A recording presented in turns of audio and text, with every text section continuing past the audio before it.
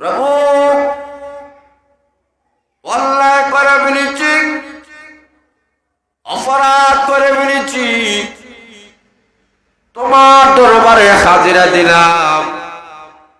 মেহেরবানি করে আল্লাহ জীবনের সকল প্রকার গুনাহগুলো মাফ করে দাও। এমন ভাবে চোখের পানি বানায় কাঁদলে আমার মহান আল্লাহ ডাক দেয়া বলেন, ফেরেশতারা রে, তোমাদেরকে সাক্ষী রেখে আমি আল্লাহ ঘোষণা দিলাম, এমন বান্দার জীবনের সকল প্রকার গুনাহ আমি আল্লাহ মাফ করে দিলাম। এখন লোকটা জামাল নামাজ থেকে বাইর হয়ে আসরের আযান যখন হয়ে গেল, আবার মসজিদের দিকে চলিয়ে আসে, নামাজ পড়ে। মাগরিবের নামাজে আবার মসজিদে আসে, এশার নামাজে আবার মসজিদে চলে আসে। এইভাবে এই যে নামাজে প্রাবল্য হয়ে গেল, মরণ পর্যন্ত আর কখনো লোকটা নামাজ ছাড়ে না। এটাকে বলা হয় আত্মাফিক, ভবিষ্যতে আর মনে করে না। এই 4টা গুণ যারা অর্জন করবে, আবার মহান আল্লাহ ঘোষণা করেছেন, ফাউলাইকা হুমুল ফাইজুন। আল্লাহ বলেন এরা সফল কাম। জুড়ে বলেন সুবহানাল্লাহ। এরা সফল, দুনিয়াতেও সফল, আখিরাতেও সফল। কলিমাতুল মুসলিমিন আমিরুল মুমিনিন উমর রাদিয়াল্লাহু তাআলার কাছে একটা লোক আসিয়া ওনাকে বলে, ওরে উমর, আমাকে কলমা পড়াইয়া মুসলমান বানাইয়া দেন। হযরত উমর বলেন, তুমি কলমা কেন পড়বা? কোন জিনিসে তোমাকে এত উৎসাহিত করেছে যে তুমি কলমা পড়ে মুসলমান হয়ে যাবা? লোকটা বলে, ওরে আমিরুল মুমিনিন, অন্য কিছুই নাই, আমাকে এই আয়াত আমাকে বুঝাই দিয়েছে যে আয়াতের ভিতরে আমার মহান আল্লাহ 4টা কর্মসূচি দিয়েছেন। এই 4টা দায়িত্ব যারা পালন করবে তারা দুনিয়াতেও সফল, আখিরাতেও সফল।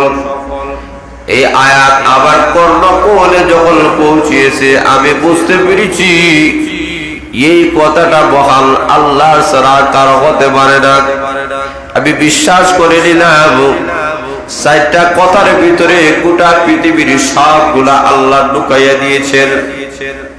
তাওরাত, জবর, ইনজিলের ভিতরে মহান আল্লাহ রাব্বুল আলামিন যত বিষয়গুলো আল্লাহ আলোচনা করেছেন, এই 4টা আয়াতের ভিতরে সবগুলাই লুকাইয়া আল্লাহ দিয়েছেন। এতেই বুঝতে পেরেছি কোরআন আল্লাহর কালাম, বাবার কোনো সন্দেহ নাই।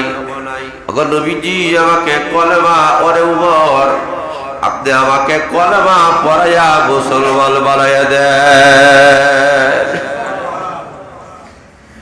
এমন একটা যাবে এবং মানে একটা আয়াত, তার ভিতরে আল্লাহ সকল সফলতা আল্লাহ ঢুকাইয়া দিয়েছেন। জোরে বলেন সুবহানাল্লাহ। মাত্র 4টা কর্মসূচি, ছোট ছোট 4টা, এর ভিতরে সফলতা আল্লাহ ঢুকাইয়া দিয়েছে।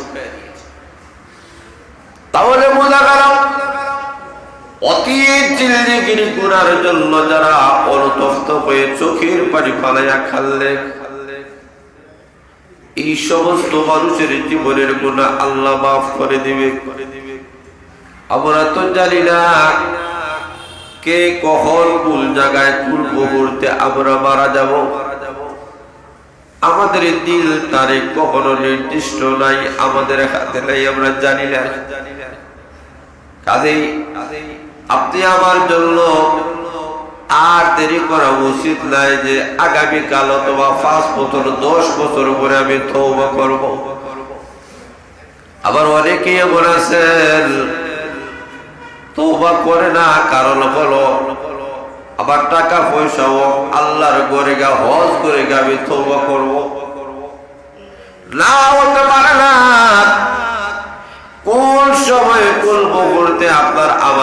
এসে যাবে, যেহেতু আমাদের জানা নাই, এই কারণে আল্লাহর কাছে তওবা করতে দেরি করা যাবে না। আল্লাহ বলেন, বান্দা বান্দিরা, তোমার গুনাহ যতই বড়ই হোক না কেন, ওরে বান্দা বান্দিরা, এই গুনাহগুলো মাফ করার ক্ষমতা আমি মহান আল্লাহর। তুমি যখন চোখের পানি পালায় কান্দ, আমি আল্লাহর রহমতের জুস উঠে যায়। আমি ততক্ষণ পর্যন্ত আমি মহান আল্লাহ রাব্বুল আলামিন অপেক্ষা করি কখন আমার বান্দা বান্দে আমার দরবারে হাজিরা দিবে। বান্দা বান্দিরা যখন হাজিরা দেয় আর আল্লাহর দরবারে যখন কান্নাকাটি করে, আল্লাহ বলেন, বান্দা বান্দিরা রে, আমি আল্লাহ তো তোমাদেরকে মায়া করে সৃষ্টি করেছি, তোমাদেরকে জাহান্নামের লাকড়ি বানাবো, এটা আমি আল্লাহ কখনো পছন্দ করি না। আয়, আমি আল্লাহর কাছে ফিরে আয়, তওবা কর। আমি মহান আল্লাহ তোর জীবনের গুনাহ মাফ করে দিতে একটা সেকেন্ডও দেরি হবে না। একটু ভাবেন, একটু লক্ষ্য করা যাবে, দুনিয়ার অনেক জিনিস আমরা হারালাম, অনেক জিনিসের জন্য তো আমরা কান্নাকাটি করলাম। মা বললে কাঁদলাম, বাবা বলল কাঁদলাম, আত্মীয় স্বজন মারা গেল কাঁদলাম, টাকা পয়সার লস হয়েছে আমরা কাঁদলাম, বিল্ডিং এর লস হয়েছে কাঁদলাম, কিন্তু গুনাহ করেছি এই কারণে কি আমরা কোনদিন কেঁদেছি? বল কোলে চোখ থেকে জোরে জোরে একে কোনদিন পানি ফালাইছি? আল্লাহ বলেন, বান্দারে, তুমি তো গুনাহ করে করে তোমার নফসের উপরে তুমি জুলুম করেছো।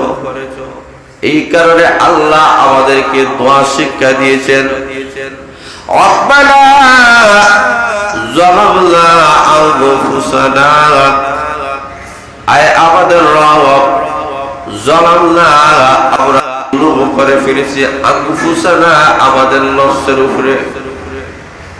আমরা যারা গুনাহ করি, গুনাহ করলে নফসের উপরে জুলুম হয়, কারণ এই নফসটা জাহান্নামের লাকড়ি হবে। এই কারণে গুনাহ করলে নিজে নিজে নিজের উপরে যেন জুলুম করা হলো।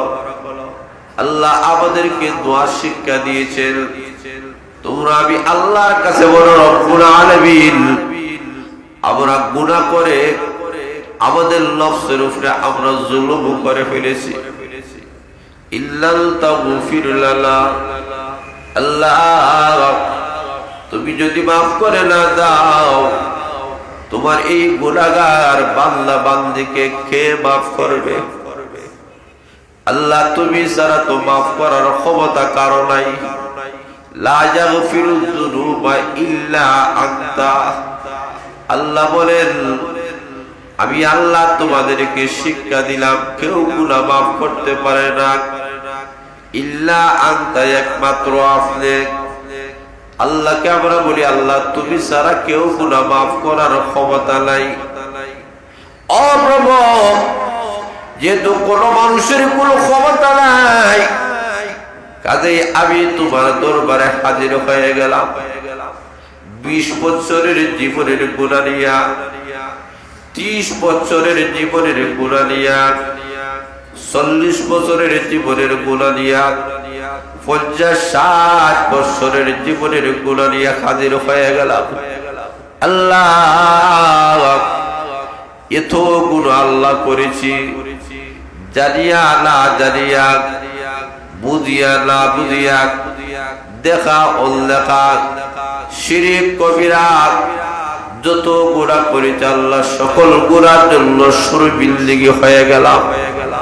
আল্লাহ তুমি মাফ করে দাও। এমন ভাবে তামাম জিন্দেগির গুনাহগুলোকে সামনে নিয়ে বান্দা বান্দি যখন তওবা করে, আল্লাহ বলেন, বান্দা বান্দিরা, তোমার চোখের পানি জমিনে পড়ার আগে আগে আমি আল্লাহ তোমার পিছনের গুনাহ মাফ করে দিব। এই কারণে আল্লাহ বলেন এই গুণ প্রত্যেকটা পুরুষের মধ্যে প্রত্যেকটা নারীর মধ্যে থাকতে হবে আল্লাহর ভয়। আল্লাহর ভয় সবচেয়ে গুরুত্বপূর্ণ। আল্লাহর ভয় যাদের অন্তরে থাকে এরা কখনো গুনাহ করতে পারে না, মানুষের হক নষ্ট করতে পারে না। এই কারণে বিবাহের খুতবার মধ্যে তাকাইয়া দেখবেন কিছু আয়াতগুলা নির্দিষ্ট আছে। এই আয়াতগুলা পুরুষকে শোনানো হয়। কেন শোনানো হয়? কারণ হলো এই আয়াতের মধ্যে আল্লাহর ভয়ের কথা আছে। কোন পুরুষ ততক্ষণ পর্যন্ত নারীর হক দিবে না যতক্ষণ পর্যন্ত না আল্লাহর ভয় তার অন্তরে থাকবে। ওই নারীটার স্বামীর হক ততক্ষণ পর্যন্ত দিবে না যতক্ষণ পর্যন্ত না আল্লাহর ভয় তার অন্তরে থাকবে। এই কারণে আল্লাহর ভয়ের আয়াতগুলো তাদের সামনে শুনাইয়া দেওয়া হয়। আমরা বিবাহটাকে আনুষ্ঠানিকতা বানাইয়াছি। বলেন তো দেখি, জিজ্ঞেস যে করা হয় বিভাগের মধ্যে কোন কোন আয়াত করা হয় বলেন। অনেকে আছে আমরা বলতে পারবো না। আবার যদি বলা হয়, যদি আপনি বলতে পারেন তার অর্থটা বুঝেন, কি অর্থ না হইতে পারি না।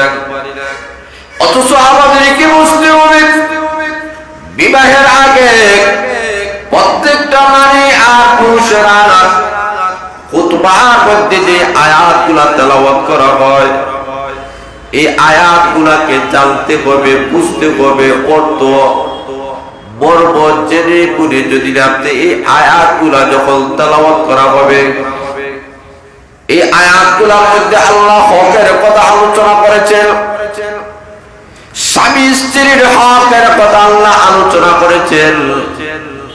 এই হক গুলা কোন পুরুষের আদায় করবে? যাদের অন্তরে আল্লাহর ভয় আছে। এই হক গুলা কোন নারীরা পালন করবে? যাদের অন্তরে আল্লাহর ভয় আছে। পুরুষের অন্তরে যদি আল্লাহর ভয় থাকে তাহলে তার স্ত্রীকে কখনো ঠকাবে না, তার স্ত্রীর হক কখনো লঙ্ঘন করবে না। নারীর অন্তরে যদি আল্লাহর ভয় থাকে এই নারীরা তার স্বামীকে অবহেলা করবে না, স্বামীকে কষ্ট দিবে না, স্বামীর হক কখনো নষ্ট করবে না। জোরে বলেন ঠিক না ঠিক? এই কারণে আমাদেরকে শিক্ষা দেওয়া হয় এই আয়াতগুলার মর্মগুলা বুঝাও। এই আয়াতের মাধ্যমে আমাদেরকে আল্লাহ রাব্বুল আলামিন শিক্ষা দিয়েছেন আল্লাহর ভয়। আল্লাহর ভয় নিয়ে তুমি বিবাহ করেছো, শুরু করেছো, কাজেই সর্বক্ষেত্রে তুমি এই হকগুলা তুমি সঠিকভাবে আদায় করতে হবে। এখন শুরু ভাইরা, কেউ যদি হকগুলা পালন না করে, হক আবার দুই রকম, একটা হলো আল্লাহর হক আর একটা হলো বান্দার হক।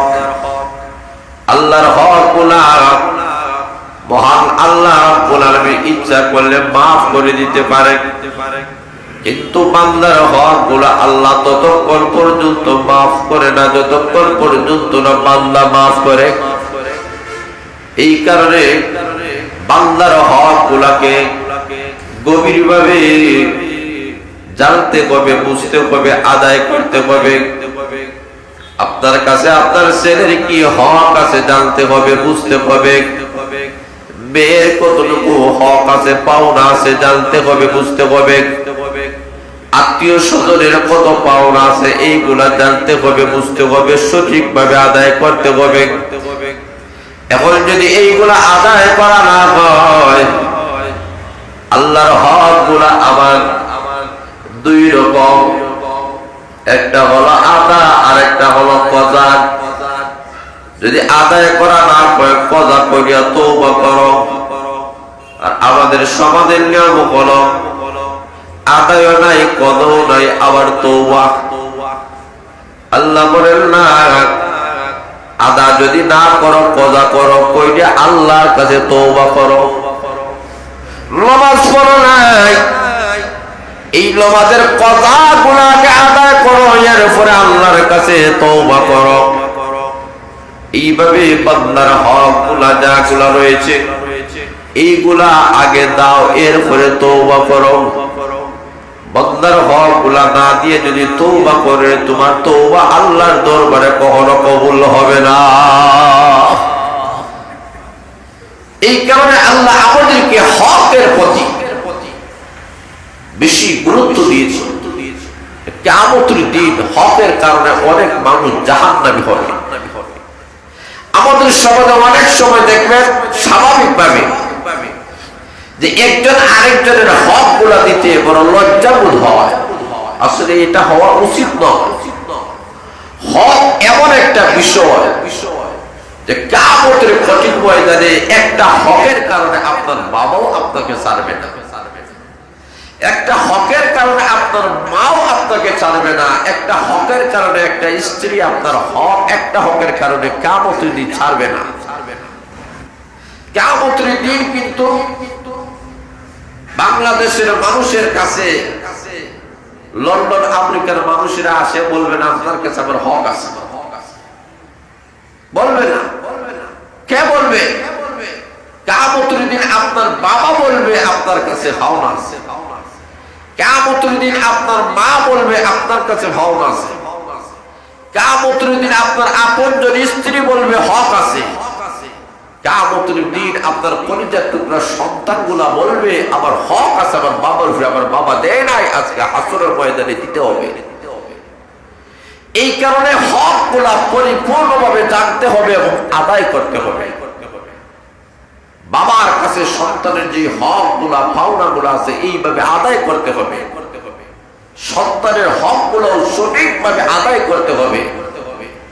রাসূল আমাদেরকে শিক্ষা দিয়েছে এইভাবে হক গুলা লঙ্ঘন যদি করা হয় কিয়ামতের দিন এই সন্তানটাও আসামির কাজ করায় দাঁড় করাবে। আল্লাহর নবী বিশ্বনবী রাহমাতুল আলামিনের জামানার মধ্যে একটা সন্তান তার বাবার বিরুদ্ধে অভিযোগ দিয়েছে, ইয়া রাসূলুল্লাহ, ইয়া হাবিবাল্লাহ, আমি টাকা পয়সা রোজগার করি আর আমার বাবা শুধুমাত্র উড়ায়, খরচ করে, আপনি একটু বিচার করে দেন। আল্লাহর নবী বিশ্বনবী রাহমাতুল তার বাবাকে ডাক দিলেন। জিবরাইল আলাইহিস সালাম আসিয়া বলেন, ওগো নবীজি, তার বাবার বিচার করার আগে তার বাবাকে জিজ্ঞেস করবেন তার বাবার মনে কোনো দুঃখ কষ্ট আছে কি নাই। রাসূল জিজ্ঞেস করেন, তোমার কোনো দুঃখ কষ্ট আসেনি? বলে, ইয়া রাসূলুল্লাহ, ইয়া হাবিবাল্লাহ, আমার সন্তান যখন ছোট ছিল তখন আমি তার পিছনে অনেক খরচ করেছি, আজকে সে বড় হয়ে গেছে, আমি দুর্বল হয়ে গেছি, আমি উপার্জন করার মতো আমার কোনো সামর্থ্য নাই, এই কারণে সন্তানের টাকাগুলো খরচ করি আর সন্তান আমার বিরুদ্ধে অভিযোগ করেছে।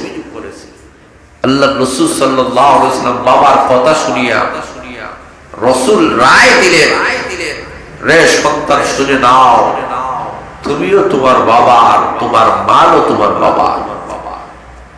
রাসূল আইন দিলেন, জানাইয়া দিলেন যে তোমার পা থেকে নিয়ে মাথা পর্যন্ত সমস্ত বডি তোমার বাবা, তোমার যত উপার্জিত সম্পদ এই সবগুলা তোমার বাবা। আজকে তো তোমার বাবা তোমাকে জন্ম না দিত, লালন পালন করে বড় না করতো, আজকে তুমি চাকরিজীবী হতা না, আজকে তুমি ব্যবসায়ী হতা না, আজকে তুমি শিল্পপতি হতা না, আজকে কোটি কোটি বিলিয়ন বিলিয়ন গাড়ি বাড়ির বাসার মালিক কখনো তুমি হতা। এটা তোমার বাবার কারণেই হয়েছে। কাজে তুমিও তোমার বাবার, তোমার সম্পদ তোমার বাবার। জোরে বলেন সুবহানাল্লাহ। আল্লাহ রাসূল কেমন ফয়সালা দিয়েছে, এইভাবেই যদি দুনিয়াতে অভিযোগ করা হয় কিয়ামতের দিন তো এইভাবেই অভিযোগ করা হবে। সন্তান তার বাবার বিরুদ্ধে, বাবা সন্তানের বিরুদ্ধে, স্ত্রী স্বামীর বিরুদ্ধে, স্বামী তার স্ত্রীর বিরুদ্ধে। এই কারণে আমাদের সবার উচিত হলো আল্লাহকে যদি আমরা ভয় করি, আমার স্ত্রী আমার মা বাবার হক দেওয়ার পরেও তার কাছে ক্ষমা চাওয়া, আমি যতটুকু তোমাকে দিয়েছি যদি হকের বেলায় কমতি হয় আমাকে মাফ করে দাও। এই মাফ চাওয়াটা আসলে দুর্বলতা নয়, এটা হচ্ছে ঈমান। যেখানে আল্লাহর নবী বিশ্বনবী রাহমাতুল আলামিন নিজেও চেয়েছেন, ও আমার সাহাবায়ে কেরাম, আমি রাসূলের কাছে তোমাদের কোনো পাওনা থাকলে বলো, আমি পরিশোধ করে যাব। কিয়ামতের দিন যেন আমাকে আটকানো না হয়। এই কারণে হকের বেলায় আমরা খুব কেয়ারফুল থাকবো। মা বাবার হকগুলা দেওয়ার পরে বারবার বলবো, হকের বেলায় যদি কোনো ত্রুটি হয় আমাকে মাফ করে দাও। কিয়ামতের দিন যেন আমাকে আমার বিরুদ্ধে অভিযোগ করা না হয়। স্ত্রীর হকগুলা দিবেন, স্ত্রীর স্বামীদের হক দিবেন, একে অপরের কাছে বারবার ক্ষমা চাইবেন হকের বেলায়। কারণ বান্দার হকগুলা আল্লাহ কখনো মাফ করবে। এই কারণে আল্লাহ রাব্বুল আলামিন বলেন যে অতীতের যে গুনাহগুলো করা হয়েছে এই গুনার জন্য আল্লাহর কাছে মাফ চাও। আল্লাহর হক দিয়ে আল্লাহর কাছে মাফ চাও, বান্দার হক দিয়ে বান্দার কাছে মাফ চাও। চাইতে দেরি হবে, আল্লাহ জীবনের গুনাহ মাফ করতে একটা সেকেন্ডও দেরি হবে। এরপরে আল্লাহ বলেন ওয়াল মুতাসাদ্দিকিনা ওয়াল মুতাসাদ্দিকাত। আল্লাহ বলে সদকা করনেওয়ালা পুরুষ, সদকা করনেওয়ালা নারী।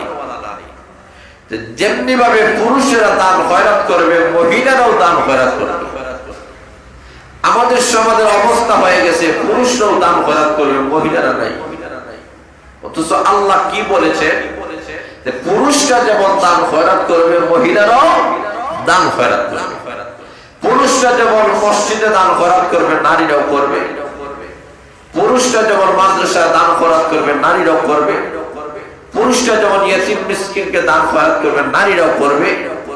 এমনকি আল্লাহ রাসূল বলেন আমি জাহান্নামে থেকে এসেছি, অধিকাংশ মহিলারা জাহান্নামী। ও মহিলারা, তোমরা বেশি বেশি করে সদকা করো, মহান আল্লাহ তোমাদেরকে উদ্ধার করবে। জোরে বলে সুবহানাল্লাহ। তাহলে বোঝা গেল এই গুণটা আমাদের মহিলাদের কাছেও থাকতে হবে। আম্মা জান আয়েশা সিদ্দিকা রাদিয়াল্লাহু তাআলা দান খয়রাত করেছে। আল্লাহ রাব্বুল আলামিন এই গুণের কথা আল্লাহ আলোচনা করেছেন, নারী এবং পুরুষের মধ্যে থাকতে হবে।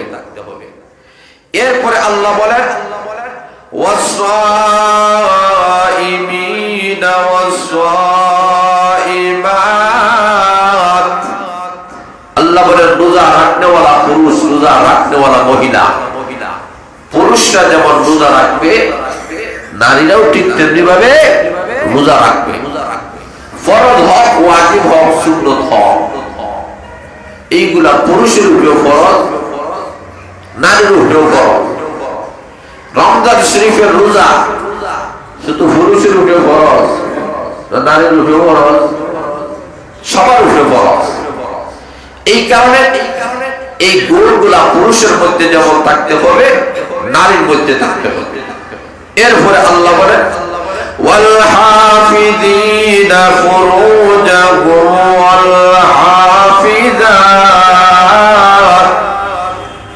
আল্লাহ বলেন লজ্জাস্থান হেফাজত করনেওয়ালা পুরুষ, লজ্জাস্থান হেফাজত করনেওয়ালা নারী। আল্লাহ উভয়ের প্রতি এই গুণগুলা অর্জন করার জন্য বলেছেন নারীরাও পুরুষরা যেমন নিজের লজ্জাস্থানকে হেফাজত করবে নারীরাও ঠিক তেমনি ভাবে নিজেকে হেফাজত করবে। 10 নম্বরে আল্লাহ বলেন ওয়াযাকিরিনাল্লাহা কাসীরান ওয়াযাকিরাত। আল্লাহ বলেন আল্লাহকে বেশি বেশি স্মরণ করনেওয়ালা পুরুষ, আল্লাহকে বেশি বেশি স্মরণ করনেওয়ালা নারী। আল্লাহ বোঝাতে চায় মানে জিকির করলে নয়, বরং বেশি বেশি জিকির করো, বেশি বেশি আল্লাহকে স্মরণ করো। আজকে আমাদের পুরুষ আর নারীরা বেশি বেশি স্মরণ করে ফেসবুক। কথা বলে ঠিক না? কথা বলে ঠিক না? বেশি বেশি আমরা স্মরণ করি ইউটিউব, টিকটক, এইগুলাকে আমরা বেশি স্মরণ করি, এইগুলার পিছনে আমরা বেশি সময় ব্যয় করি। অথচ আল্লাহ কি বলেছে যে বেশি বেশি করে আল্লাহকে স্মরণ করো, বেশি বেশি করে আল্লাহকে স্মরণ করো। যারা বেশি বেশি করে আল্লাহকে স্মরণ করে এরা কখনো গুনার কাম করতে পারে। যারা বেশি বেশি করে সুবহানাল্লাহ পড়ে, আলহামদুলিল্লাহ পড়ে, নফল নামাজ পড়ে, নফল রোজা রাখে, যারা তেলাওয়াত করে, এরা ফেসবুকের মধ্যে ঢোকার কোনো সময় নেই, টিকটক করার মতো কোনো সময়। তাহলে আল্লাহ আমাদেরকে শিক্ষা দিয়েছেন বেশি বেশি করে আল্লাহকে স্মরণ করো, আর যার অন্তরে যত বেশি আল্লাহর স্মরণ আছে এই লোকটা তত বেশি গুনাহ মুক্ত থাকবে। গুনাহ মুক্ত যদি থাকতে হয়, গুনাহ মুক্ত একটা জীবন যদি তৈরি করতে হয়, বেশি বেশি করে আল্লাহকে স্মরণ করতে হবে। আল্লাহর স্মরণই দুনিয়া এবং আখিরাতের চাবিকাঠি। তাহলে বোঝা গেল আল্লাহ রাব্বুল আলামিন আমাদের সামনে এই 10টা গুণ, 10টা কোয়ালিটির কথা আল্লাহ তুলে ধরেছে। এক নম্বর হলো মুসলমান নারী, মুসলমান পুরুষ। 2 নম্বর হলো মুমিন পুরুষ, মুমিন নারী। 3 নম্বর আনুগত্য করেওয়ালা পুরুষ, আনুগত্য করেওয়ালা মহিলা। 4 নম্বর হলো সত্যবাদী পুরুষ, সত্যবাদী নারী। 5 নম্বর হলো সবর করেওয়ালা পুরুষ, সবর করেওয়ালা নারী। 6 নম্বর হলো আল্লাহকে ভয় করেওয়ালা পুরুষ, আল্লাহকে ভয় করেওয়ালা নারী। 7 নম্বর হলো সদকা করেওয়ালা পুরুষ, সদকা করেওয়ালা নারী। এরপরে 8 নম্বর হলো রোজা রাখনেওয়ালা পুরুষ, রোজা রাখনেওয়ালা নারী। 9 নম্বর হলো লজ্জাস্তান হেফাজত করেওয়ালা পুরুষ, লজ্জাস্তান হেফাজত করেওয়ালা নারী। 10 নম্বর হলো আল্লাহকে বেশি বেশি করে স্মরণ করেওয়ালা পুরুষ, আল্লাহকে বেশি বেশি করে স্মরণ করেওয়ালা নারী। এই 10টা গুণ যেই পুরুষের মধ্যে থাকবে, এই 10টা গুণ যেই নারীর মধ্যে থাকবে, আল্লাহ বলেন পুরস্কার 2টা। 1 নম্বর আল্লাহ তাদের জীবনের গুনাহ মাফ করে দিবেন। 2 নম্বর পুরস্কার হলো আল্লাহ তাদেরকে জান্নাতের মেহমান বানায় দিবেন। আল্লাহ আপনাদেরকে, আমাদেরকে সবাইকে যেন এই 10টা গুণের উপরে আল্লাহ আমল করার জন্য আল্লাহ তৌফিক দান করেন। সবাই বলেন